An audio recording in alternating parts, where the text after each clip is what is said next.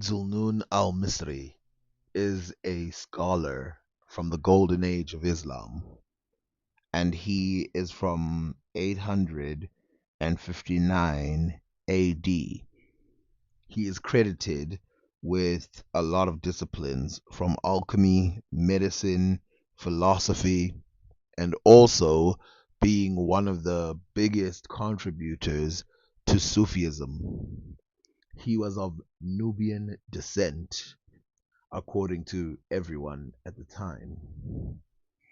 One of the biggest things he did was bring contributions to the decipherment of the ancient Egyptian language very early, even before Ibn Washia. Zulnun, his name, Zulnun, that part means of the whale. Al Misri means the Egyptian. So you have here a clear meaning. So this guy was Egyptian and he was Nubian descent or black. Usually that's what that means. And he could understand multiple languages and he used to write in them. And one of the languages he tried to understand was the ancient Egyptian language. And remember, the ancient Egyptian language was not lost for maybe like 200 years before his time. The ancient Egyptian language was what was fully understood by the Romans. And so it tells you how quickly the language was lost. His contributions to Sufism are immense. He brought in the hierarchy of nomism and he brought in other things into the religion that would make Sufism what it is today.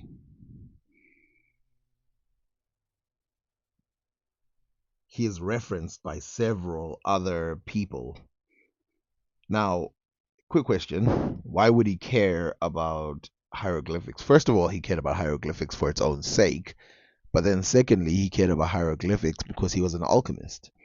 And alchemists believed that the secrets of alchemy lay within the temples themselves, within the texts of the ancient Egyptians, and that the ancient Egyptians could create gold. And if they just found out how they did it, then they could create gold. Like I said, there are several scholars that wrote about him uh, during his time and afterwards because he was one of the greatest. Now, I want to put into context what's happening here, which, some people like to claim that there was no black people in Egypt, but you can see here that you have someone who's black, important, highly famous, and contributes immensely to the religion of the Arabs, the Islamic religion. And also, it also bends down this law or this thought that Islam is just a Arabic religion. It's quite clear. I mean, I've shown you the woman who pretty much helped create Islam. I've shown you who was black Ethiopian woman. I've shown you so many other people who are black in the creation of Islam, and it brings up questions of why are black people so contiguous? Why are they so chronicle to the stories of the Christian faith, Islamic faith, and ancient Egyptian faith? This guy's efforts didn't just end there. He wrote several books that clearly state what would happen if you rise in ranks. So, in other words, in Sufism, you start somewhere and you get somewhere else and you get somewhere else. There's almost a detailed ranking for how well you're doing. Now, I'll have to state that some people, I think, don't like Sufism and that they want to they prefer a purer Islam Now, first of all, let's look at the first part of his name, Dul Nun. The word Nun is interesting because the word Nun, which means whale, also is a interesting. It's interesting because it also means water or snake in ancient Egyptian and even fish.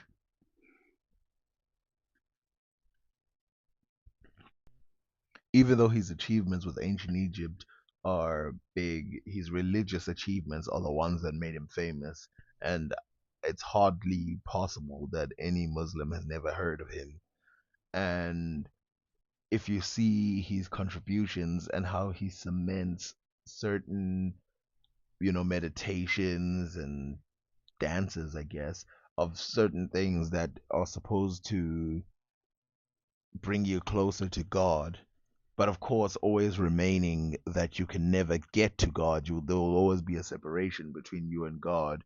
I forgot what the quote is, but one of the things that he says is that whatever you picture in your head of God, you are incorrect. And the more you think you can picture him, the more incorrect you're getting. And so if you try to argue with God, try to argue with the concepts of God, you haven't even started talking about God because you cannot understand him. It's almost like quantum physics in that sense. But this is their faith. This is what they believe, and that's fine. But what did they do? What did he do in reality of the physical world we live in?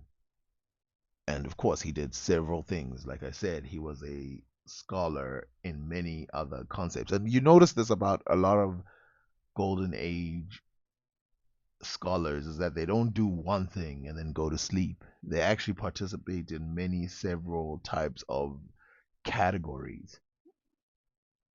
By the way, his name Al Misri, which means the Egyptian, there's a lot of people with that name. There's a lot of people with that name, and a lot of them are black, and a lot of them come from Upper Egypt, which I think is where a lot of people get this idea that only people from Upper Egypt were black. But I can show you someone from the 13th dynasty, a woman who was married to a Hyksos or a Amu, a Asiatic, and she was called the Nubian. And this is like the 13th dynasty. This is a long time ago, or the 15th dynasty. This is a long time ago, thousands of years before this guy. Something that keeps surprising me is that every time people try to, it's almost like grabbing black people and removing them from Egypt is almost like trying to grab the wind. You just can't grasp it. Every now and then you go, okay, wait, let's look at this time period. No matter what time period you pick, black people seem to be somewhere in the mix, whereas Asiatics seem to be noted as foreigners over and over again.